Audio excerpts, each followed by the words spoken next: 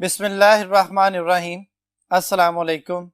I am Mohammad Wasim Saqib, your chemistry teacher. बेटा आज हमने एनएमडी कैट का लेक्चर नंबर 2 का बी पार्ट डिस्कस करना है। तो आइए चलते हैं बोर्ड की तरफ।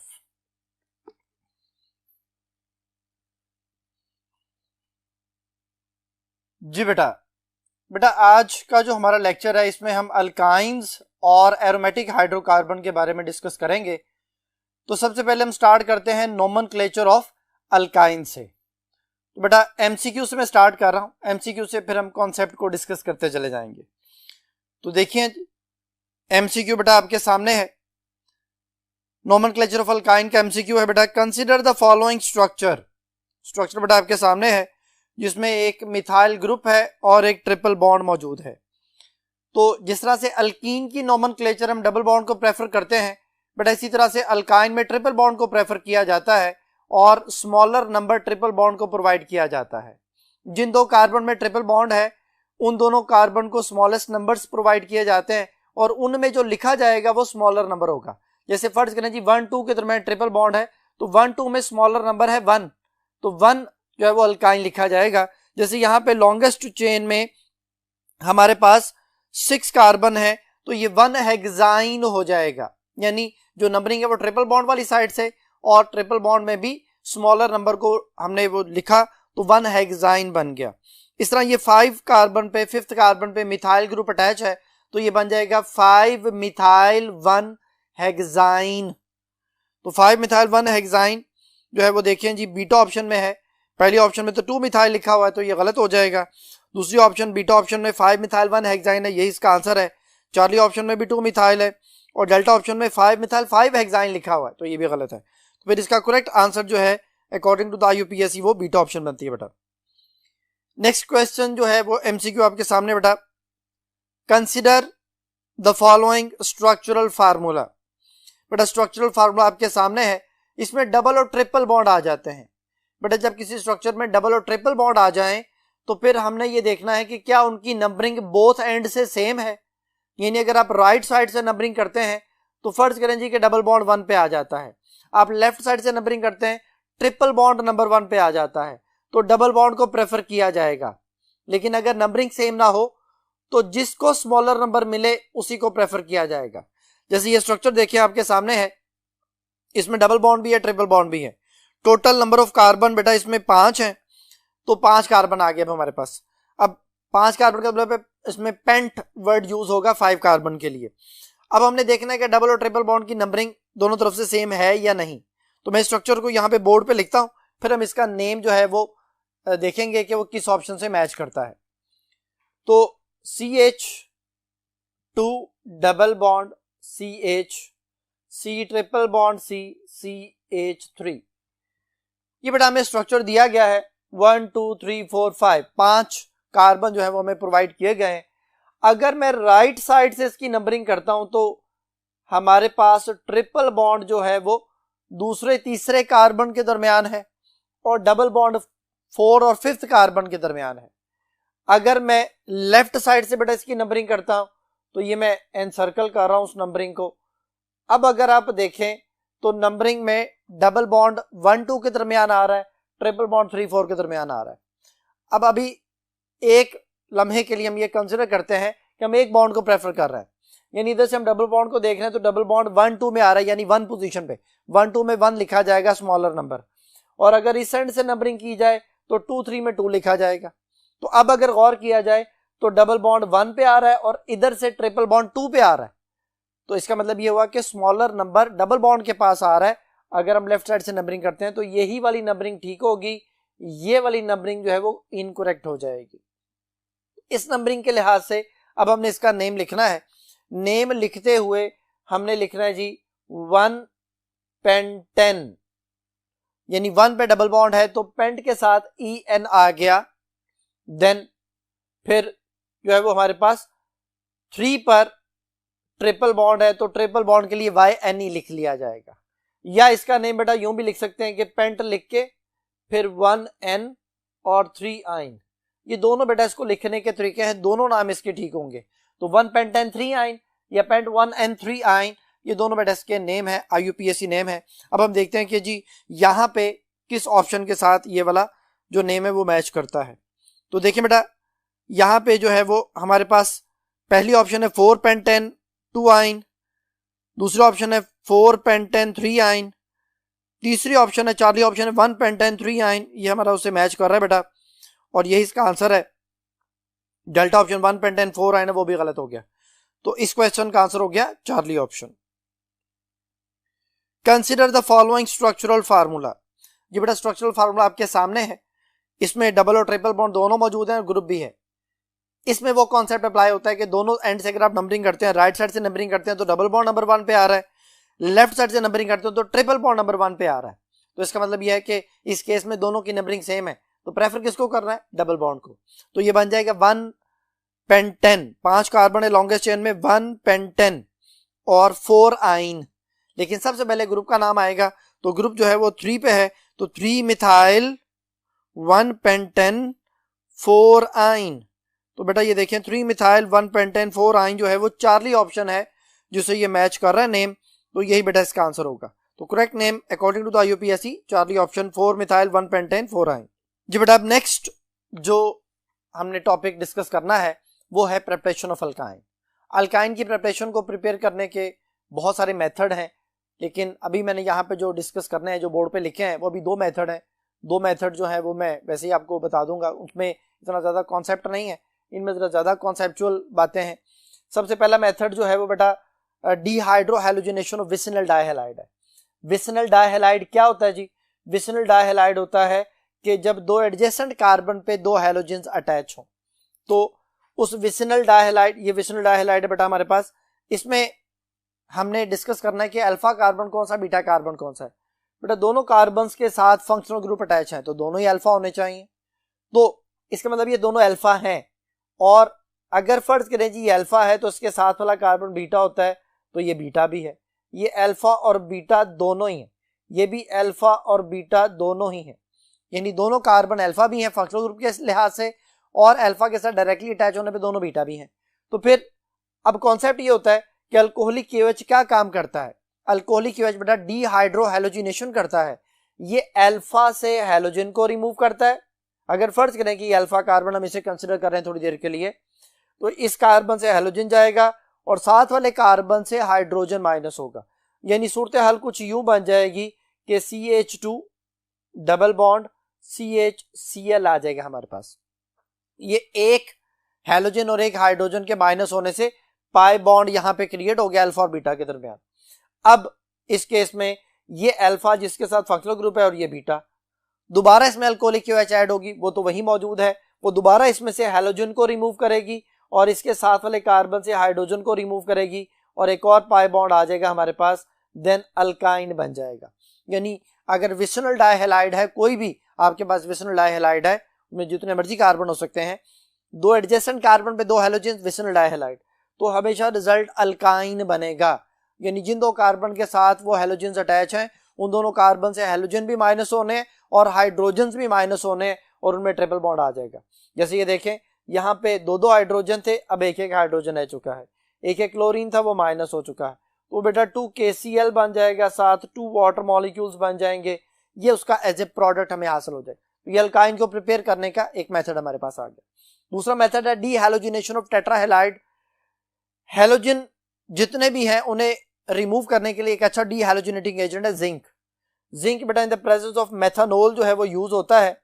एक जिंक एक वक्त में 2 हैलोजेंस को रिमूव कर सकता है, तो अगर आप 2 जिंक ऐड करेंगे तो वो जो सेकंड जिंक है हमारे पास वो क्या करेगा, वो बाकी 2 हैलोजेंस को रिमूव करेगा।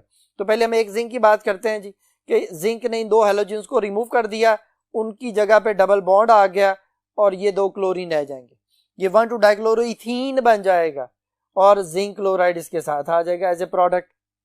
लेकिन दूसरा जिंक जो वो क्या करेगा, वो बाकी 2 हैलोजेंस को भी उसी वक्त रिमूव करेगा और इन दोनों हैलोजेंस के रिमूव होने से यहां पर एक ट्रिपल बॉन्ड आ जाएगा, तो ये 2ZnCl2 बन जाएगा और एक अल्काइन जो है वो हमारे पास प्रिपेयर हो जाएगा। इसके अलावा बेटा 2 मेथड और हैं, एक कॉल्ब इलेक्ट्रोलिसिस है जिसमें unsaturated dicarboxylic acid potassium dipotassium maleate use किया जाता है, उसकी इलेक्ट्रोलिसिस के बाद हमारे पास अल्काइन यानी इथाइन बनता है। और एक मेथड जो है वो इंडस्ट्रियल प्रिपरेशन है, विल्सन मेथड, जिसमें कैल्शियम ऑक्साइड को कोक के साथ मिलाया जाता है हाई टेम्परेचर, तकरीबन 3000 डिग्री सेंटीग्रेड के करीब, 2800 डिग्री सेंटीग्रेड टेम्परेचर मेंशन है आपकी बुक में, जिसमें कैल्शियम ऑक्साइड और कार्बन के मिलने से कैल्शियम कार्बाइड बनता है। कैल्शियम कार्बाइड को जब आप वाटर में डिसॉल्व करते हैं या वाटर के साथ ऐड करवाते हैं तो ये कैल्शियम हाइड्रोक्साइड और इथाइन गैस बनती है। इथाइन गैस की गार्लिक लाइक स्मेल की वजह से उसको हम आइडेंटिफाई करते हैं। तो ये उसकी प्रिपरेशन थी बेटा। अब इसके बाद जो है वो हमारे पास इसे जो नेक्स्ट जो कॉन्सेप्ट है वो है इसे रिलेटेड रिएक्शंस। तो रिएक्शंस को हम डिस्कस करते हैं। रिएक्शंस हमारे पास जो है बेटा, इससे रिलेटेड रिएक्शन जो हमने डिस्कस करने हैं वो हाइड्रोजिनेशन है, हेलोजिनेशन है और जो है वो एडिशन ऑफ वाटर है। तो मैं उनके बारे में जरा यहाँ पे मैंने बोर्ड पे लिख लिया है। अब हम कॉन्सेप्ट को डील करते हैं कि उसमें क्या क्या प्रोडक्ट्स बनेंगे। तो देखें जी, हाइड्रोजिनेशन में जब आप अल्काइन में ट्रिपल बॉन्ड है कार्बन टू कार्बन, आप हाइड्रोजन ऐड करते हैं, निकल कैटालिस्ट या प्लैटिनम कैटालिस्ट की मौजूदगी में हाइड्रोजिनेशन होती है। तो एक पाई बॉन्ड के खत्म होने पे 2 हाइड्रोजन ऐड होते हैं। एक सिंपल सा कॉन्सेप्ट, एक पाई बॉन्ड के खत्म होने पे 2 सिग्मा बॉन्ड बनते हैं। तो 2 हाइड्रोजन ऐड होंगे तो 2 पाई बॉन्ड है, इट मींस 4 हाइड्रोजन ऐड होंगे। Ethane is the result. यानी रिएक्शन तब तक स्टॉप नहीं होगा जब तक अल्केन ना बन जाए। अगर आप रिएक्शन को रोकना चाहते हैं तो प्लाडियम के साथ बेरियम सल्फेट और क्विनोलिन यूज किया जाए जो कि सिस अल्कीन बनाता है। और अगर आप sodium liquid ammonia -33 degree centigrade temperature use करेंगे तो फिर वो ट्रांस अल्कीन जो है उसे प्रोड्यूस करता है, फिर रिएक्शन अल्कीन पे स्टॉप हो जाता है।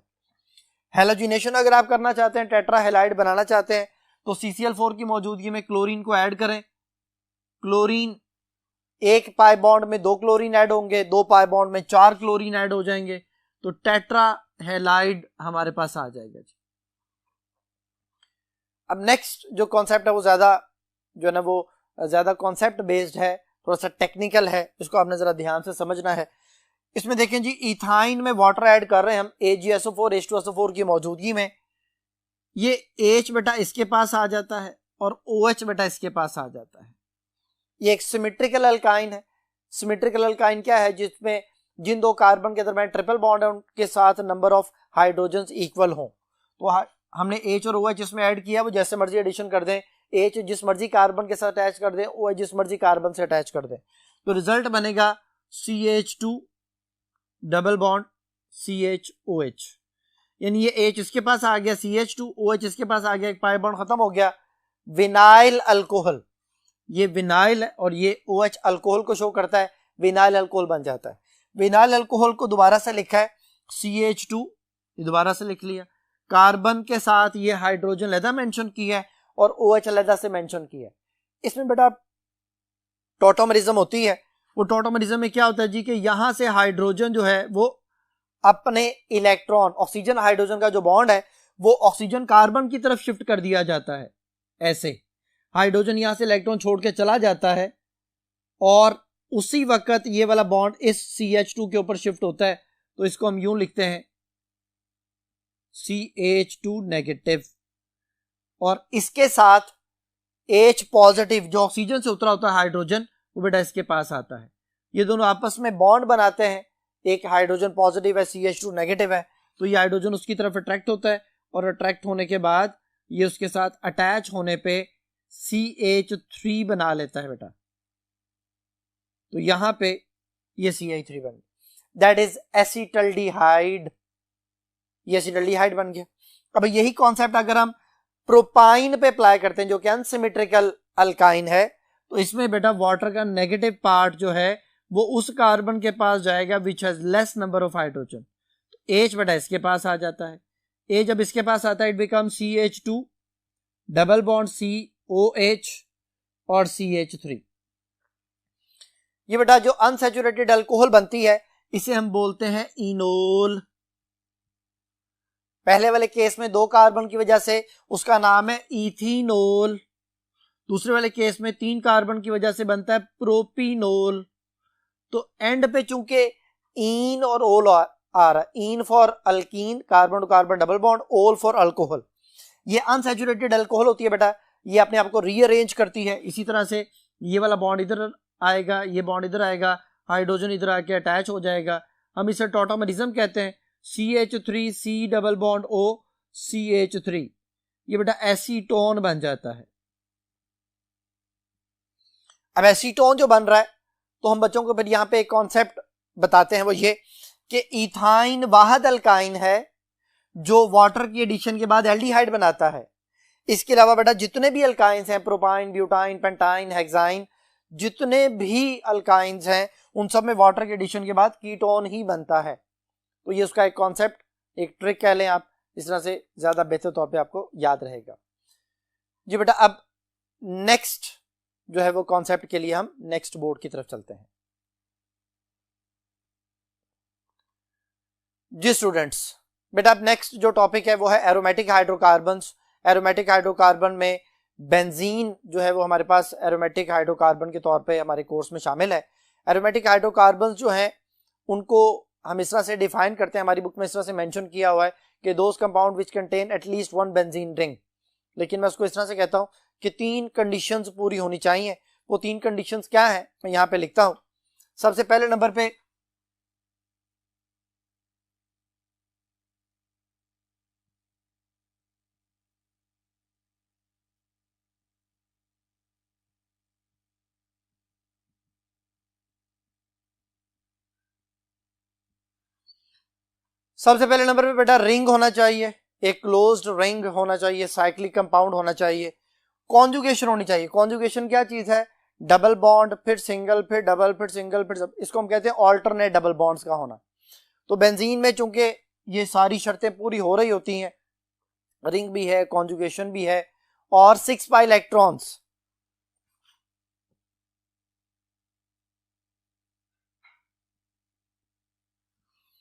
ये जो मैंने बेंजीन के ऊपर डॉट्स लगाए हैं इसमें बेटा 3 पाई बॉन्ड है, हर पाई बॉन्ड में 2 पाई इलेक्ट्रॉन है। इस तरह टोटल 6 पाई इलेक्ट्रॉन्स बनते हैं। तो जिसमें 6 पाई इलेक्ट्रॉन आ जाएं या 10 पाई इलेक्ट्रॉन्स आ जाएं या 14 पाई इलेक्ट्रॉन आ जाएं, 4 के डिफरेंस से आप आगे बढ़ते जाएं, वो सारे एरोमेटिक कंपाउंड्स कहलाते हैं। तो ये 3 कंडीशन जिसमें पूरी होंगी वो एरोमेटिक कंपाउंड्स कहलाएंगे। अब बेंजीन जो है वो एक एक्स्ट्रा स्टेबल कंपाउंड है। बेंजीन 2 तरह के रिएक्शन शो करता है, बेंजीन एडिशन रिएक्शन भी शो करता है और बेंजीन सब्स्टिट्यूशन रिएक्शन भी शो करता है। ज्यादातर बेंजीन सब्स्टिट्यूशन रिएक्शन शो करता है।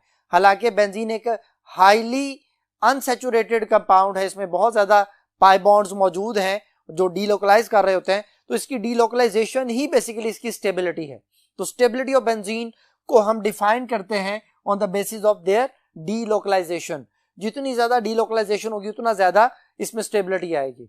इसको हम बच्चों को इस तरह से समझाते हैं कि अगर हमारे सामने एक बड़ा जानवर, कोई हाथी नुमा जानवर खड़ा है, हम उस पर अटैक करते हैं तो उसको फर्ज करें जी कि हम निशाना बना रहे हैं किसी बंदूक वगैरह से, तो उसको गोली लगने के मैक्सिमम चांसेस है क्योंकि उसने अपनी जगह पे स्टैटिक रहना है। अब अटैक होना आसान है, that is called localised pi bond. वो जो हाथी है, वो जो बड़ा जानवर है, वो एक लोकलाइज्ड पाई बॉन्ड है जो अल्कीन्स में होता है। अल्कीन्स में पाई बॉन्ड अपनी जगह पे फिक्स होता है, कोई भी इलेक्ट्रोफाइल आके आसानी से अटैक कर देता है। लेकिन जो बेंजीन है उसके अंदर पाई बॉन्ड डीलोकलाइज्ड होते हैं, अपनी जगह पे स्टे नहीं कर रहे होते, बड़ी तेजी से अपनी स्पेस में अपनी जगह जो है वो चेंज कर रहे होते हैं, तो हम उसको डीलोकलाइज्ड पाई बॉन्ड का नाम देते हैं। वो डीलोकलाइज्ड पाई इलेक्ट्रॉनिक क्लाउड कहलाता है बेसिकली, वो पाई बॉन्ड रहता ही नहीं है फिर। तो वो जो डीलोकलाइज्ड पाई इलेक्ट्रॉनिक क्लाउड है वो बिल्कुल इस तरह से, जैसे आपके सामने एक बहुत छोटा परिंदा है जो बड़ी तेजी से अपनी जगह चेंज कर रहा है, तो उस पर निशाना लगाना इंतहाई मुश्किल काम है क्योंकि उसने अपनी जगह बड़ी तेजी चेंज करनी है। आपको बहुत ज्यादा एक्यूरेसी रिक्वायर्ड है कि आप उसको निशाना लगा सकें, जो कि बहुत मुश्किल काम है। नतीजतन वो निशाना लगने के चांसेस मिनिमम है। बिल्कुल इसी तरह बेंजीन के पाई बॉन्ड बहुत तेजी से सर्कुलेट कर रहे होते हैं, वो पाई इलेक्ट्रॉन्स बड़ी तेजी से डीलोकलाइज हो रहे होते हैं, तो हम ये कहते हैं कि कोई भी इलेक्ट्रोफाइल आके उस पर आसानी से अटैक नहीं कर पाता। तो जितनी ज्यादा डीलोकलाइजेशन उतना ज्यादा स्टेबिलिटी। तो अब ये कह सकते हैं कि डीलोकलाइजेशन और स्टेबिलिटी एक दूसरे के डायरेक्टली प्रोपोर्शनल है। तो बेंजीन में डीलोकलाइजेशन सबसे ज्यादा है। बेंजीन में क्या होता है, एटॉमिक ऑर्बिटल ट्रीटमेंट से समझते हैं। ये बेटा बेंजीन में 6 कार्बन है, हर कार्बन sp2 हाइब्रिडाइजेशन करता है, वो एक ट्राइगोनल प्लेनर स्ट्रक्चर बनाता है। ट्राइगोनल प्लेनर स्ट्रक्चर में 3 हाइब्रिड ऑर्बिटल होते हैं और एक अनहाइब्रिड ऑर्बिटल होता है। वो अनहाइब्रिड ऑर्बिटल इस तरह से, जैसे ये मैं मार्कर को बोर्ड के ऊपर रख रहा हूं, इस तरह से बोर्ड के साथ 90 के एंगल पे बाहर की तरफ होता है, और इसी तरह बोर्ड की बैक साइड पे भी जो है वो बोर्ड से जो है वो बैक साइड पे ये बाहर की तरफ ग्रो कर रहा होता है। तो ये फ्रंट साइड पे बैक साइड पे 90 के एंगल पे जो अनहाइब्रिड ऑर्बिटल आते हैं उनको अभी हम बाद में डिस्कस करते हैं। अभी हम हाइब्रिड ऑर्बिटल की बात करते हैं कि कार्बन के 3 हाइब्रिड ऑर्बिटल एक दूसरे के साथ sp2 हाइब्रिडाइजेशन करते हुए ट्राइगोनल शेप बना रहे होते हैं। तो ये ट्राइगोनल शेप जो है वो एक कार्बन की आ गई, इस तरह दूसरे कार्बन की ट्राइगोनल शेप, तीसरे कार्बन की ट्राइगोनल शेप, चौथे कार्बन की ट्राइगोनल, फिर पांचवें की, ये 6 के 6 कार्बन ट्राइगोनल जो है ना वो शेप में अपने आप को एक दूसरे के साथ अटैच करते हैं, और इनकी आपस की ओवरलैपिंग से sp2 ओवरलैपिंग से एक सिग्मा बॉन्ड बनता है। अब यहाँ पे एक एक इलेक्ट्रॉन बच जाता है, वहां पे आके हाइड्रोजन अटैच होता है और वो sp2s ओवरलैपिंग कर रहा होता है बेटा। अब बेंजीन में अगर बॉन्ड एंगल पूछा जाए तो वो 120 है। बेंजीन में कितने सिग्मा बॉन्ड्स हैं? अब उसके लिए एक ट्रिक यहां पे आपको समझाने लगा हूं। एरोमेटिक कंपाउंड्स के लिए सिग्मा बॉन्ड निकालने का सबसे आसान तरीका है टोटल नंबर ऑफ एटम्स। जैसे बेंजीन है जी, तो बेंजीन का फार्मूला आपको आता है C6H6, तो टोटल एटम कितने हुए 12, तो जितने एटम उतने ही सिग्मा बॉन्ड। बेंजीन में 12 सिग्मा बॉन्ड है। फर्ज करें जी टोलुइन आपके पास है कंपाउंड, तो टोलुइन में क्या होता है?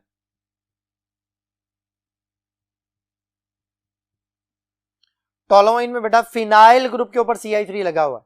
फिनाइल का फार्मूला क्या है? C6H5 उसके साथ CH3, तो टोटल कार्बन 7 हो जाते हैं और टोटल हाइड्रोजन 8 हो जाते हैं। 7 कार्बन 8 हाइड्रोजन टोटल 15 एटम होते हैं। तो टोलुइन में टोटल सिग्मा बॉन्ड भी 15 ही है। आप उसका स्ट्रक्चर बना के काउंट करके देख लें, यही फार्मूला अप्लाई होगा। तो फार्मूला क्या है? नंबर ऑफ एटम्स, जितने टोटल एटम है उतने सिग्मा बॉन्ड्स होंगे। तो बेंजीन का ये एक जो हमारे पास स्ट्रक्चर बनता है, इसे हम सिग्मा फ्रेम का नाम देते हैं। वो सिग्मा फ्रेम आ गया। अब हर कार्बन पे अगर फर्ज करें जी कि बेंजीन को हम इस तरह से शो कर रहे हैं, तो बेंजीन पे ये बोर्ड से सामने की तरफ और इसकी बैक साइड पे दोनों तरफ जो है वो हमारे पास अनहाइब्रिड ऑर्बिटल आएंगे। तो इस तरह से बोर्ड की बैक साइड वाला शो नहीं होगा, तो हम बेंजीन को इस तरह से शो करते हैं कि अबव और बिलो दोनों तरफ ऊपर नीचे, ऐसे जैसे ये मार्कर ऊपर नीचे दोनों तरफ शो हो रहा है, तो इस तरह से ये अनहाइब्रिड ऑर्बिटल जो है वो हमने रेड कलर में बोर्ड से अबव और बोर्ड के नीचे दोनों तरफ शो किए हुए हैं। तो ये अबव और बिलो आ गए। ये आपस में ओवरलैपिंग जब करते हैं तो पाई बॉन्ड बनता है। अब कैकुल ये कहता है कि जी एक पाई बॉन्ड, फिर सिग्मा, फिर पाई बॉन्ड, फिर सिग्मा बॉन्ड, फिर पाई बॉन्ड और फिर sigma bond. Alternate pi bonds होते हैं जो अपनी जगह फिक्स होते हैं, लोकलाइज्ड होते हैं। ये कैकुल का कहना था। लेकिन एटॉमिक ऑर्बिटल ट्रीटमेंट ये कहता है कि भाई जितनी बॉन्ड लेंथ ये है उतनी ये है, जितनी बॉन्ड लेंथ है उतनी ये बॉन्ड लेंथ है, सारी बॉन्ड लेंथ इक्वल है। तो अगर ये बॉन्ड लेंथ इक्वल्स हैं, तो अगर ये एटॉमिक ऑर्बिटल्स एक दूसरे, ये जो हाइब्रिड ऑर्बिटल्स हैं ये एक दूसरे की तरफ बेंड अगर होते हैं, दीज आर अनहाइब्रिड ऑर्बिटल्स, ये एक दूसरे की तरफ बेंड होकर पाई बॉन्ड बना रहे होते हैं, तो अगर ये इधर बेंड हो सकते हैं तो ये इधर भी बेंड हो सकते हैं। ये वाले जो इधर बेंड हो रहे थे वो इधर बेंड हो सकते हैं। जो ये दोनों आपस में बेंडिंग शो कर रहे हैं वो इधर बेंडिंग शो कर सकते हैं। तो इस तरह वो जो पाई इलेक्ट्रॉन्स हैं वो बेंजीन में अबव या बिलो दोनों तरफ वो डीलोकलाइज्ड हो जाते हैं। इनको अपनी जगह स्टे नहीं करते, वो आगे से आगे जो है ना वो डीलोकलाइज होते चले जाते हैं, मूव करते चले जाते हैं, और इस वजह से ये हम कहते हैं कि वो एक्स्ट्रा स्टेबल हो जाता है। तो फिर कैकुल ने कहा कि बेंजीन के 2 पॉसिबल स्ट्रक्चर्स हैं, जिसमें पहले वाले में जो है वो इस तरह के बॉन्ड की अरेंजमेंट होगी, दूसरे वाले में बॉन्ड्स की अरेंजमेंट जो है वो चेंज करनी पड़ेगी।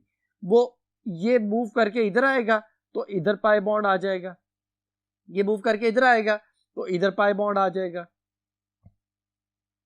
ये मूव करके इधर आएगा तो इधर पाई बॉन्ड आ जाएगा। अब ये 2 बेंजीन के पॉसिबल स्ट्रक्चर बने अकॉर्डिंग टू द कैक्यूल, तो हम इनको कैक्यूल स्ट्रक्चर्स बोलते हैं बेटा। और इसमें उन्होंने कहा कि जी 2 पॉसिबल स्ट्रक्चर है बेंजीन के। लेकिन एक और साइंटिस्ट जिनका नाम है जी दीवार स्ट्रक्चर्स, इन्होंने बेंजीन के 3 स्ट्रक्चर बनाए। वो बेंजीन के 3 स्ट्रक्चर ये हैं कि अगर हम फर्ज करें कि जी ये नंबर 1 पोजीशन है, 1 2 3 4 5 और 6, तो उसने ये कहा कि जी इसमें 2 पाई बॉन्ड होते हैं और एक पहले और चौथे कार्बन के दरमियान जो है वो एक सिग्मा बॉन्ड होता है। इसी तरह से वही नंबरिंग अगर की जाए तो यहाँ पे उसने कहा जी कि पॉसिबिलिटी दूसरी है कि दूसरे और 5वें कार्बन में सिग्मा बॉन्ड हो सकता है, और फिर यही नंबरिंग की जाए तो पॉसिबिलिटी यह है कि तीसरे और छठे कार्बन में एक सिग्मा बॉन्ड हो सकता है। तो इस तरह से उसने ये शो करने की कोशिश की कि बेंजीन के 3 पॉसिबल स्ट्रक्चर्स हैं। तो ये वाला स्ट्रक्चर इतना ज्यादा स्टेबल नहीं था क्योंकि इसमें एक लेंथी सिग्मा बॉन्ड आ रहा था। जितनी बॉन्ड लेंथ बढ़ती जाएगी बॉन्ड एनर्जी कम होती चली जाएगी, यानी वो बॉन्ड जल्दी टूट सकता है, वो अनस्टेबल बॉन्ड होता है। तो फिर अब जो हम बेंजीन का स्ट्रक्चर बनाते हैं इस तरह से, ये बेटा इन 5 का हाइब्रिड स्ट्रक्चर है। तो this structure is a resonance hybrid of 5 structures, जिसमें 2 स्ट्रक्चर कैकूल के हैं जिनकी परसेंटेज 79% के करीब है, और इन तीनों की परसेंटेज तकरीबन 21% है, जो कि हर एक की 7% बनती है कि 7%, 7%, 7%, और ये दोनों मिला के तकरीबन 79%। तो ये टोटल ओवरऑल 100% जो है वो हमारे पास इनके स्ट्रक्चर्स हमारे पास जो है ना वो एग्जिस्ट करते हैं। तो फिर हम ये कहते हैं कि बेंजीन का स्ट्रक्चर उन 5 स्ट्रक्चर्स का रेजोनेंस हाइब्रिड है। अब इससे रिलेटेड हमने जो है कुछ एमसीक्यूज डिस्कस करने हैं। तो देखें जी, सबसे पहले क्वेश्चन बेंजीन के सिग्मा बॉन्ड्स का। Benzene has a number of, अब आगे ऑप्शंस हैं 12 sigma bond and 6 pi electrons. दूसरा ऑप्शन है 10 sigma bond and 4 pi electrons. तीसरा ऑप्शन है 8 sigma bond and 8 pi electrons, और लास्ट ऑप्शन है 14 sigma bond and 8 pi electrons. तो बेटा मैंने अभी आपको तरीका बताया था कि total number of atom is the number of sigma bond. Benzene में 12 एटम है, 12 ही सिग्मा बॉन्ड होते हैं, तो अल्फा ऑप्शन बेटा इसका आंसर होगा। अच्छा जी, नेक्स्ट जो क्वेश्चन है वो देखें बेटा, विच of the following is a resonance hybrid structure of benzene. कहते हैं कौन सा बेंजीन का रेजोनेंस हाइब्रिड स्ट्रक्चर है। तो पहली, दूसरी, तीसरी ऑप्शन में उसने कैकूल और दीवार स्ट्रक्चर दिए हुए हैं। डेल्टा ऑप्शन जो है वो इन सब का रेजोनेंस हाइब्रिड स्ट्रक्चर है, जैसा कि मैंने भी बोर्ड पे आपको दिखाया था। ये बेंजीन का रेजोनेंस हाइब्रिड स्ट्रक्चर है जो कि 5 स्ट्रक्चर्स का मजमुआ है। अब जो है वो बेंजीन के स्ट्रक्चर को एक्सप्लेन एटॉमिक ऑर्बिटल ट्रीटमेंट ने किया, और उसको हम फिर ये जो रेजोनेंस मेथड है उसके अकॉर्डिंगली समझाते हैं। तो फिर यहाँ पे एमसीक्यू है कि benzene is an extraordinary stable molecule.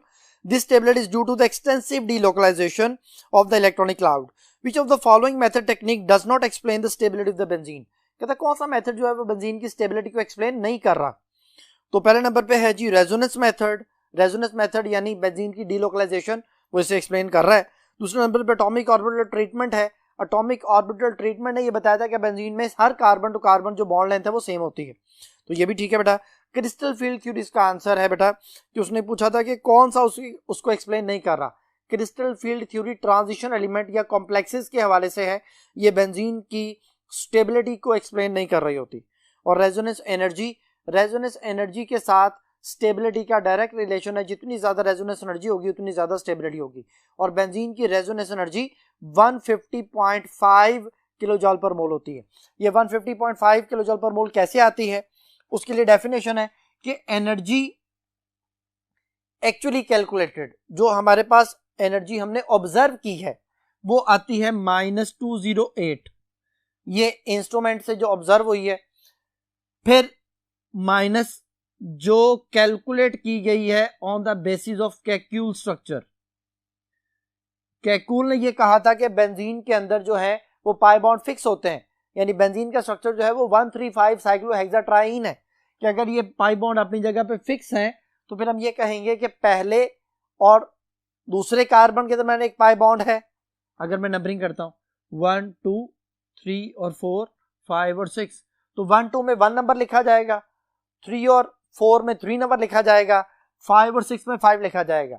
तो 135 साइक्लोहेक्साट्राइन इसका IUPAC नेम बनेगा अगर ये पाई बॉन्ड अपनी जगह फिक्स है। तो अगर ये फिक्स है तो फिर उसकी बेस पे अगर हम इसकी हाइड्रोजिनेशन करते हैं तो उसकी जो एनर्जी आती है, हीट ऑफ हाइड्रोजिनेशन, वो इतनी आती है। तो amount of energy actually released जो कि 208 है, minus amount of energy calculated on the basis of Kekulé structure, वो ये आ गई। ये माइनस माइनस हो जाएगा प्लस 358.5 माइनस 208, आंसर आया पॉजिटिव 150.5 किलो जॉल पर मोल। ये बेटा रेजोनेंस एनर्जी है हमारे पास बेंजीन की 150.5 किलो जॉल पर मोल। अब नेक्स्ट टॉपिक को समझने के लिए हम नेक्स्ट बोर्ड की तरफ चलते हैं। जी स्टूडेंट्स, अब बेटा बेंजीन के रिएक्शंस हैं। बेंजीन के जो रिएक्शंस हमारे कोर्स में हैं, कुछ बेंजीन के साइड चेन रिएक्शन है और कुछ बेंजीन के मोनो सब्स्टिट्यूशन रिएक्शंस हैं। बेंजीन बेटा इलेक्ट्रोफिलिक सब्स्टिट्यूशन रिएक्शन को फॉलो करता है, यानी बेंजीन अपने एक हाइड्रोजन को रिप्लेस करता है और उसकी जगह पे कोई भी इलेक्ट्रोफाइल आ सकता है। तो पहले मैकेनिज्म को समझते हैं, देन रिएक्शन की तरफ चलेंगे। बेटा ये देखिए, मैंने मैकेनिज्म यहाँ पे लिखा हुआ है कि बेंजीन है, हमने एक हाइड्रोजन मेंशन किया है कि ये वाला हाइड्रोजन, यहाँ पे जो कार्बन है उसके 4 बॉन्ड पूरे हैं, यानी एक इस हाइड्रोजन के साथ, एक इधर कार्बन के साथ, 2 इधर वाले कार्बन के साथ, इसके 4 बॉन्ड पूरे हैं। इसी तरह जो इधर कार्बन है उसके भी 4 बॉन्ड पूरे हैं, एक हाइड्रोजन के साथ, 2 इधर कार्बन के साथ और एक इधर। अब benzene behaving like a nucleophile, एक न्यूक्लियोफाइल की तरह बिहेव करते हुए किसी भी इलेक्ट्रोफाइल पे अटैक करता है। अटैक करते हुए अपने पाई इलेक्ट्रॉन्स उसे डोनेट कर देता है। जब डोनेट करता है तो बेंजीन से बाहर की तरफ, हम यहाँ पे, मैं यहाँ पे समझाने के लिए जरा प्रोमिनेंट करके बना रहा हूं कि जी ये वाला कार्बन है हाइड्रोजन, ये वाला कार्बन हाइड्रोजन और इनके दरमियान ये एक पाई बॉन्ड है। अब जब कोई इलेक्ट्रोफाइल बेंजीन के पास आता है तो बेंजीन का ये वाला जो पाई इलेक्ट्रॉन पाई बॉन्ड है, ये बेंजीन में से निकल के बाहर इलेक्ट्रोफाइल को इलेक्ट्रॉन डोनेट कर दिया जाता है। तो हम इसको यूं लिख लेंगे, हम यहां से मिटाते हैं इसे और इसको इस तरह से मेंशन कर देते हैं कि जी ये बॉन्ड बन गया, अब इलेक्ट्रोफाइल का पॉजिटिव चार्ज खत्म। अब इस तरह बॉन्ड बनने से देखें, जरा गौर करें कि ये जो कार्बन है दिस वन, जिसके साथ हाइड्रोजन भी और इलेक्ट्रोफाइल भी है, इसके 1 2 3 और 4 4 बॉन्ड पूरे हैं, लेकिन जो नीचे कार्बन है उसके 3 बॉन्ड रह चुके हैं और उस कार्बन पे पॉजिटिव चार्ज आ जाएगा। वो जो बेंजीन के ऊपर एक कोने वाले कार्बन पे पॉजिटिव चार्ज आया है उसके बेटा 3 नाम है। पहला नाम है उसका बेंजीनोनियम आइन, दूसरा नाम है एरिनियम आइन और तीसरा नाम है सिग्मा कॉम्प्लेक्स। तो ये 3 नाम इसको दिए जाते हैं। अब क्या होता है, अब हाइड्रोजन अपनी कुर्बानी देता है, हाइड्रोजन इलेक्ट्रॉन बेंजीन को वापस करता है, बेंजीन के पाई बॉन्ड्स कंप्लीट हो जाते हैं, यानी बेंजीन ने अपने आप को स्टेबल रखा अपनी उस पाई बॉन्ड की वजह से कि बेंजीन अपने 3 पाई बॉन्ड डीलोकलाइज्ड पाई इलेक्ट्रॉनिक क्लाउड को बरकरार रखता है। हाइड्रोजन यहां से निकल जाता है, इलेक्ट्रोफाइल आ चुका है। अब इसमें बेंजीन के कार्बन की हाइब्रिडाइजेशन में थोड़ा चेंज आता है। यहां पे इस केस में बेंजीन का हर कार्बन sp2 हाइब्रिडाइज्ड है और उस वक्त उसकी जो शेप है वो ट्राइगोनल प्लेनर होती है, हम सिंपली प्लेनर बोल देते हैं। अब नेक्स्ट जो है वो जब उसके ऊपर सिग्मा कॉम्प्लेक्स बनता है, ये एरिनियम आयन बनता है, बेंजीनोनियम आयन बनता है, उस वक्त ये वाला जो कार्बन है उसके 4 सिग्मा बॉन्ड है, दिस वन, उसके 4 सिग्मा बॉन्ड की वजह से उस एक कार्बन की हाइब्रिडाइजेशन sp3 होती है और sp3 जो हाइब्रिडाइज्ड कार्बन है उसकी शेप टेट्राहेड्रल होती है। तो वो कार्बन sp3 हाइब्रिडाइज्ड हो गया, चाहे थोड़ी देर के लिए सही, ये हुआ है चेंज, इसकी हाइब्रिडाइजेशन हुई है। फिर हाइड्रोजन इलेक्ट्रॉन वापस किए, दोबारा से वो कार्बन sp2 हाइब्रिडाइज्ड हो गया, दोबारा प्लेनर हो गया। तो इसका मतलब ये हुआ कि बेंजीन में हाइब्रिडाइजेशन चेंज होती है, उसकी ज्योमेट्री चेंज होती है, देन वो अपने आप को स्टेबलाइज करने के लिए दोबारा से sp2 हाइब्रिडाइजेशन में आ जाता है। तो बेंजीन में जितनी भी इलेक्ट्रोफिलिक सब्स्टिट्यूशन है, जिसमें 5 केसेस हैं हमारे पास, हेलोजिनेशन है कि बेंजीन के ऊपर आके हेलोजन ग्रुप लग जाए, सल्फोनेशन है, नाइट्रेशन है, अल्काइलेशन है जो फ्रीडल क्राफ्ट ने की थी, फ्रीडल क्राफ्ट अल्काइलेशन और फ्रीडल क्राफ्ट असाइलेशन, ये सारे जो रिएक्शन इन सब में इलेक्ट्रोफाइल बेंजीन के ऊपर अटैक करता है। तो वो जो वो रिएक्शन में लिखे हैं कि बेंजीन की अगर हेलोजिनेशन करते हैं क्लोरोबेंजीन HCl, अगर सल्फोनेशन करते हैं तो SO3 जो है वो बेंजीन पे अटैक करता है, बेंजीन सल्फोनिक एसिड बनता है, HNO3 में नाइट्रेशन होती है बेंजीन की, नाइट्रोबेंजीन बनता है। इसी तरह अगर जो है वो बेंजीन के ऊपर आप मिथाइल ग्रुप अटैच कर देते हैं तो वो टोलुइन बन जाता है, ये फ्रीडल क्राफ्ट अल्काइलेशन या मिथाइलेशन कहलाएगी। और लास्ट नंबर पे अगर एसिटाइल क्लोराइड को हम रिएक्शन करवाते हैं बेंजीन के साथ तो एसीटोफिनोन बन जाता है और ये प्लस HCl जो है वो साथ उसके प्रोडक्ट के तौर पे बन जाता है। अब बेटा इतने हिस्से का नाम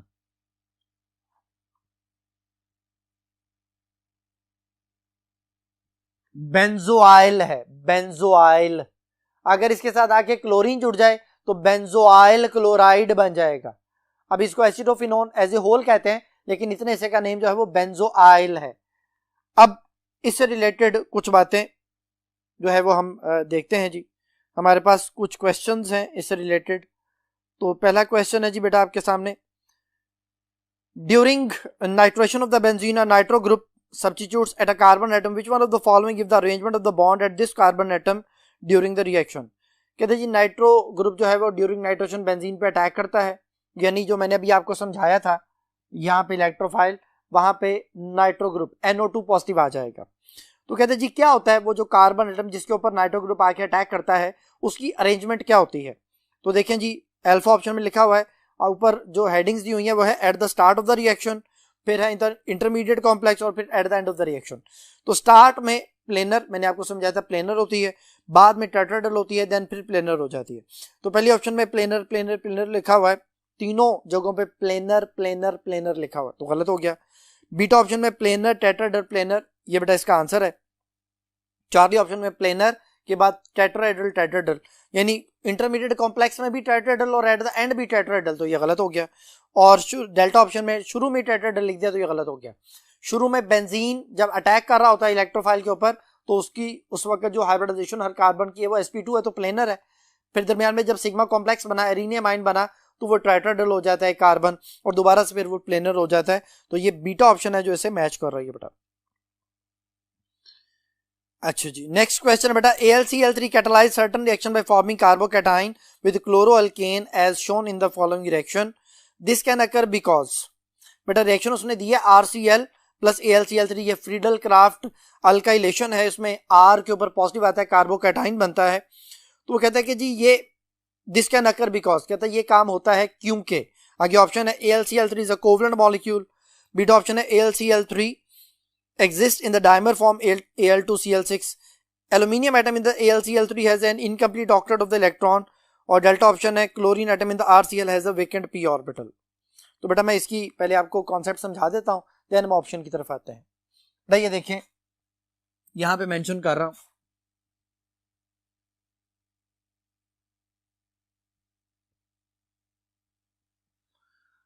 फ्रीडल क्राफ्ट अल्काइलेशन में एल्यूमिनियम क्लोराइड जो है वो एक लुईस एसिड के तौर पे ऐड कर रहा होता है। ये जब अटैक करता है RCl के ऊपर, तो एल्यूमिनियम ने पहले 3 बॉन्ड बनाए AlCl3। 3 बॉन्ड का मतलब है हर बॉन्ड में 2 इलेक्ट्रॉन हो, तो एल्यूमिनियम के लास्ट शेल में टोटल 6 इलेक्ट्रॉन्स हो जाएंगे। एल्यूमिनियम ने बॉन्ड इसलिए बनाया कि वो ऑक्टेट रूल फॉलो करे या डुप्लेट रूल फॉलो करे। इस वक्त AlCl3 में ना ये डुप्लेट रूल फॉलो कर रहा है ना ये ऑक्टेट रूल फॉलो कर रहा है, तो इसके पास 2 इलेक्ट्रॉन की डेफिशिएंसी है। टोटल 6 हैं, 8 होने चाहिए थे, 2 इलेक्ट्रॉन की जरूरत है। तो वो क्लोरीन से इलेक्ट्रॉन एक्सेप्ट करता है और क्लोरीन को अपने साथ जोड़ लेता है। ड्यूरिंग रिएक्शन ये AlCl4 बना देता है, और AlCl4 बनाते हुए ये अपने ऑक्टेट को पूरा करना चाह रहा है। और क्लोरीन चूंकि R ग्रुप से इलेक्ट्रॉन छीन के लाता है, तो R के ऊपर पॉजिटिव चार्ज आ जाता है जो इलेक्ट्रोफाइल के तौर पर ऐड करते हुए बेंजीन पे अटैक करता है। तो इसका मतलब ये हुआ कि एल्यूमिनियम का ऑक्टेट कंप्लीट नहीं था, वो एक इलेक्ट्रॉन डेफिशिएंट कंपाउंड था जिसकी वजह से उसने इलेक्ट्रॉन छीने। तो फिर यहां पे चार्ली ऑप्शन है, aluminium atom in the AlCl3 has an incomplete octet of electrons. तो ये बेटा उसका आंसर होगा जिसकी रीजन आपके सामने है। अब कुछ रिएक्शंस जो है वो मैं आपके सामने स्क्रीन पे शो कर रहा हूं। ये आसान रिएक्शन है इसलिए उन्होंने बोर्ड पे नहीं लिखा, ये स्क्रीन पे आपको नजर आ रहे हैं। रिडक्शन ऑफ बेंजीन, बेंजीन की रिडक्शन आप करना चाहते हैं हाइड्रोजन के साथ, जो है बेंजीन के अंदर हाइड्रोजन आके ऐड होगी in the presence of nickel catalyst at 200 degree centigrade, या प्लैटिनम के साथ भी की जा सकती है। तो बेंजीन में बेटा चूंकि 3 पाई बॉन्ड है, 6 हाइड्रोजन ऐड होंगे और साइक्लोहेक्सेन बन जाएगा। अगर आप टोलुइन के साथ रिएक्शन करते हैं तो उसमें हमारे पास मिथाइल साइक्लोहेक्सेन जो है वो प्रोडक्ट के तौर पे बन जाएगा। ये next reaction reduction of toluene आपके सामने स्क्रीन पे नजर आ रहा है। टोलुइन प्लस हाइड्रोजन और आगे उससे जो है वो प्रोडक्ट जो बन रहा है वो मिथाइल साइक्लोहेक्सेन बन जाएगा। अब बेंजीन के कुछ रिएक्शंस ऐसे हैं जिनमें बेंजीन जो है वो अपने पाई बॉन्ड्स को खत्म करता है, एडिशन रिएक्शन शो कर रहा होता है। जैसे अभी हमने हाइड्रोजन की एडिशन पढ़ी है, तो हैलोजन के साथ भी ऐसा ही होता है, लेकिन ये सनलाइट की मौजूदगी में फ्री रेडिकल मैकेनिज्म को फॉलो करते हुए ऐसा होता है। क्लोरीन जो है वो सनलाइट की मौजूदगी में बेंजीन पे अटैक करती है फ्री रेडिकल की शक्ल में, और बेंजीन पे जाके ऐड हो जाती है, फ्री रेडिकल एडिशन कहलाती है बेटा ये, जिसमें 1 2 3 4 5 6 हेक्साक्लोरोसाइक्लोहेक्सेन बनता है। तो ये दो रिएक्शन ऐसे हैं, हाइड्रोजिनेशन और halogenation in the presence of sunlight.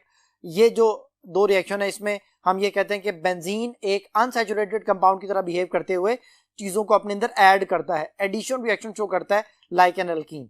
और ये जो 5 रिएक्शन आपके सामने मैंने भी पढ़ाए थे, नाइट्रेशन है, हैलोजिनेशन है, सल्फोनेशन है, एल्काइलेशन, एसाइलेशन है, इन सब में बेंजीन एक सैचुरेटेड कंपाउंड की तरह बिहेव करते हुए हाइड्रोजन को सब्स्टिट्यूट कर रहा होता है बेटा। अब कुछ साइड चेन रिएक्शन, बेंजीन की अगर हम साइड चेन हैलोजिनेशन करते हैं तो बेटा 3 प्रोडक्ट बनते हैं जिनके नेम आपने याद करना है।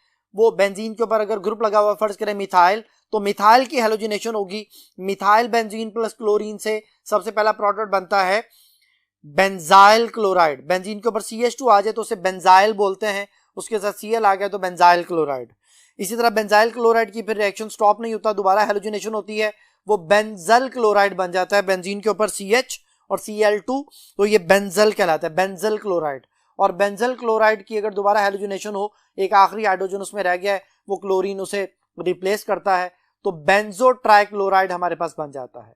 अब इसी सेम कॉन्सेप्ट पे अगर हम टोलुइन की ऑक्सीडेशन करते हैं बेटा, तो फिर टोलुइन की ऑक्सीडेशन से सिर्फ एक प्रोडक्ट बनता है, दैट इज बेंजोइक एसिड।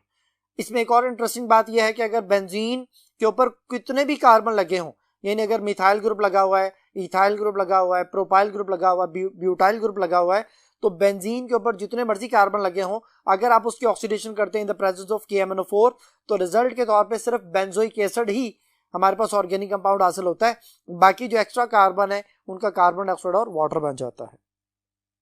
अब लास्ट जो कॉन्सेप्ट है वो है बेटा बेंजीन की ओरिएंटेशन। बेंजीन की ओरिएंटेशन जो है वो ये है कि बेंजीन के ऊपर अगर एक ग्रुप पहले से अटैच है तो सेकंड ग्रुप कहाँ पे आके अटैच होगा, तो उसके लिए दो कॉन्सेप्ट्स हैं, एक ऑर्थोपैरा डायरेक्टर्स और एक मेटा डायरेक्टर्स। ऑर्थोपैरा डायरेक्टर बेटा 2-4 डायरेक्टर्स भी कहलाते हैं, और जो मेटा डायरेक्टर्स है वो 3-5 डायरेक्टर्स भी कहलाते हैं। पहले मैं ऑर्थोपैरा डायरेक्टर के बारे में बता दूं, बेंजीन के ऊपर अगर इनमें से कोई ग्रुप लगा हुआ है जिनमें OH है, NH2 है, NHR है, NR2 है, OR है, R ग्रुप है, हेलोजन ग्रुप है, तो ये आने वाले ग्रुप को ऑर्थो या पैरा पे जो है ना वो अटैक करवाते हैं। यानी अगर यहां पे मैं एक एंड पे लिखता हूं,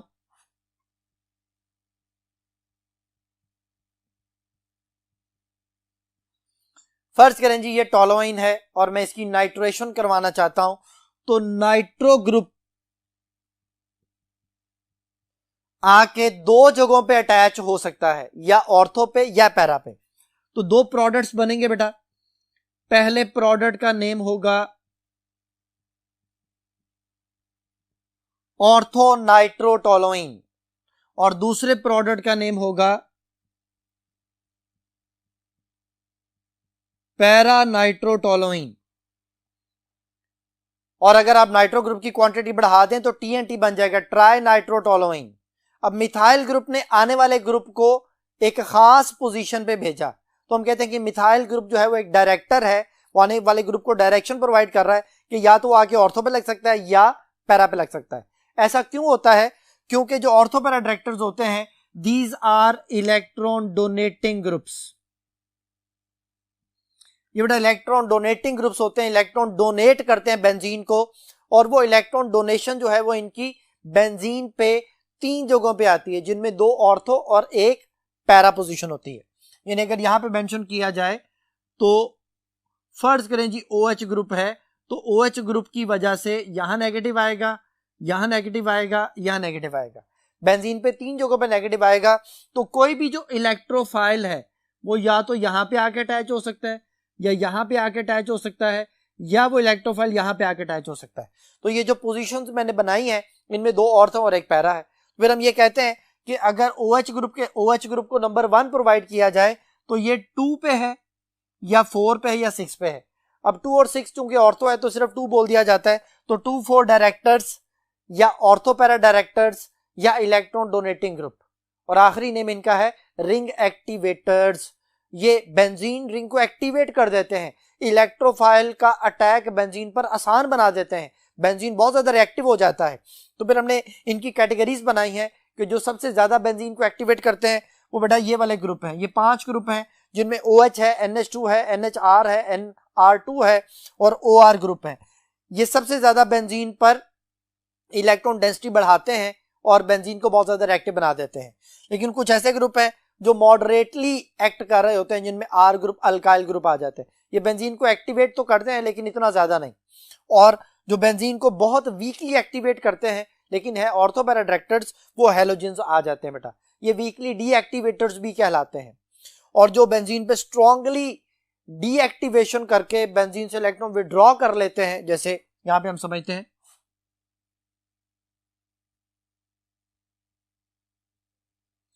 अगर बेंजीन पे फर्ज करें जी NO2 ग्रुप लगा हुआ है तो NO2 ग्रुप बेंजीन से इलेक्ट्रॉन विड्रॉ करता है और बेंजीन पे 3 जगहों पे पॉजिटिव चार्ज आ जाता है। वही 3 जगह जिनको ऑर्थो और पैरा कहा जा रहा है। तो उन पर जब कोई भी इलेक्ट्रोफाइल, फर्ज करें आप इसकी नाइट्रेशन ही करना चाहते हैं, नाइट्रो ग्रुप जो है वो एक इलेक्ट्रॉन जो है वो विड्राइंग ग्रुप है और उस पर पॉजिटिव चार्ज इलेक्ट्रोफाइल के तौर पर ऐड कर रहा है। अब ये वाला यहां पे नहीं आ सकता, ये वाला ग्रुप यहां पे नहीं आ सकता, यानी अब 2 पोजीशंस ब्लॉक हो गई, ऑर्थो और पैरा। अब सिर्फ एक पॉसिबिलिटी रह गई कि वो यहां पे अटैच हो जाए या यहां पे अटैच हो जाए। तो ये पोजीशन पहले वाले नाइट्रो के लिहाज से मेटा पोजीशन है, तो हम कहते हैं कि नाइट्रो ग्रुप जो है वो क्या है, वो मेटा डायरेक्टर है या 3,5 डायरेक्टर भी इसे बोला जाता है। और इलेक्ट्रॉन विड्रॉइंग ग्रुप्स भी कहते हैं इनको। इनकी पहचान क्या है, इनमें कार्बोनाइल ग्रुप्स हैं, जैसे एल्डिहाइड में होते हैं, कार्बोक्सिलिक में होते हैं, कीटोन में होते हैं, साइनाइड ग्रुप्स हैं, नाइट्रो ग्रुप है, NR3 पॉजिटिव, अमोनियम आयन हम उसे कहते हैं। तो ये सारे इलेक्ट्रॉन विड्रॉइंग ग्रुप्स हैं। अगर ये बेंजीन पे अटैच हैं, इलेक्ट्रॉन विड्रॉ करते हुए बेंजीन को डीएक्टिवेट कर देते हैं। तो अब इससे रिलेटेड कुछ MCQ जो है वो आपके सामने मैं शो कर रहा हूं। तो देखें जी, क्वेश्चन है बेटा, which one of the following statement is incorrect about the 2,4 directing and 3,5 directing groups? तो पहले नंबर पे पहली ऑप्शन में पहले 2,4 डायरेक्टिंग ग्रुप्स हैं, फिर बाद में 3,5 डायरेक्टिंग ग्रुप्स हैं बेटा। तो पहले लिखा हुआ है 2,4 डायरेक्टिंग ग्रुप के नीचे क्या, they are electron donating group. मैंने अभी बताया आपको इलेक्ट्रॉन डोनेटिंग ग्रुप होते हैं। और उधर लिखा हुआ they are electron withdrawing group, बिल्कुल सही है जी। बीटा ऑप्शन है they decrease reactivity of the benzene. तो अभी मैंने बताया कि ये जो इलेक्ट्रॉन डोनेटिंग ग्रुप होते हैं ये बेंजीन की रिएक्टिविटी को बढ़ाते हैं। यहाँ पे लिखा हुआ डिक्रीज, तो ये गलत हो गया। और उधर 3,5 जो है वो बेंजीन की रिएक्टिविटी को कम करते हैं और उसके नीचे लिखा हुआ है इंक्रीज रिएक्टिविटी, तो ये भी गलत हो गया, यानी बीटा ऑप्शन इनकरेक्ट हो गया बेटा। और जो चार्ली ऑप्शन है they have lone pair at central atom, जितने भी electron withdrawing groups, electron donating groups हैं वो सब के सब लोन पेयर रखते हैं। जैसे NH2 है, नाइट्रोजन के ऊपर लोन पेयर है, OH ग्रुप है, ऑक्सीजन पे लोन पेयर है, हैलोजेंस ग्रुप है उनके ऊपर लोन पेयर होता है। तो ज्यादातर इनमें लोन पेयर हैं सिवाय अल्काइल ग्रुप के। अल्काइल में हाइपर कॉन्जुगेशन के तहत इलेक्ट्रॉन डोनेट किए जाते हैं। और जो इधर 3,5 डायरेक्टर्स हैं उनमें मल्टीपल बॉन्ड्स हैं, जैसे कार्बन और ऑक्सीजन में डबल बॉन्ड, कार्बन नाइट्रोजन में ट्रिपल बॉन्ड, नाइट्रोजन ऑक्सीजन में जो है वो डबल बॉन्ड। तो दे हैव मल्टीपल बॉन्ड्स, यानी उनमें डबल ट्रिपल बॉन्ड हो सकते हैं। और इधर उनकी एग्जांपल NH2 और OCI3 और उधर साइनाइड और कार्बोक्सिल ग्रुप लिखा हुआ है। तो अल्फा, चार्ली और डेल्टा ठीक है, बीटा बात बेटा करेक्टली मैच नहीं कर रही, तो वही इसका आंसर है बेटा। ये था बेटा आज का लेक्चर। उम्मीद है कि आपको ये सारी बातें समझ आ गई होंगी। नेक्स्ट टॉपिक तक के लिए अल्लाह हाफिज।